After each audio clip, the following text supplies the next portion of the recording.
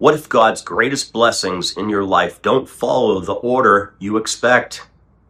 Good morning. Today we're looking at Genesis chapter 48. And as always, I encourage you to read this chapter personally because it teaches us about God's sovereign blessing, spiritual vision, and finishing life with faith.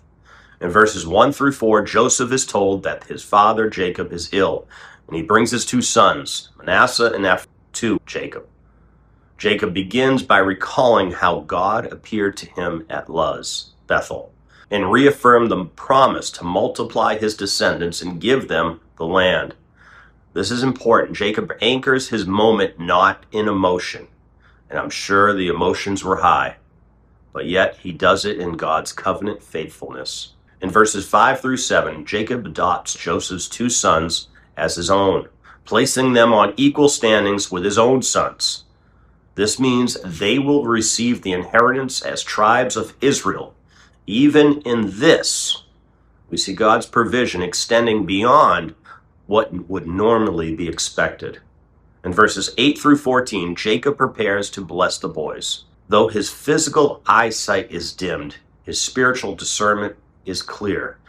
Joseph positions Manasseh, the firstborn, at Jacob's right hand, and Ephraim at the left. But Jacob crosses his hands, placing his right hand on Ephraim, the younger. This is intentional. Once again, God's blessing does not follow human tradition or expectation. God chooses according to his purpose. In verses 15 and 16, Jacob blesses them, speaking of God as the one who has shepherded him all his life and redeemed him from all evil. This is a beautiful reflection. After all the ups and downs of Jacob's life, he now clearly sees God's faithful hand through it all. In verses 17 through 20, Joseph tries to correct his father, thinking it must be a mistake. But Jacob refuses, saying he knows what he's doing. Ephraim will become greater than Manasseh. This shows that God's plans are not based on human systems, like the birth order, but on his sovereign will. In verses 21 and 22, Jacob speaks to Joseph about his coming death, but reassures him that God will be with them and bring them back to the land of promise. Even at the end of his life, Jacob's focus is forward on what God will do. This chapter teaches us that God's blessings do not always follow human expectations.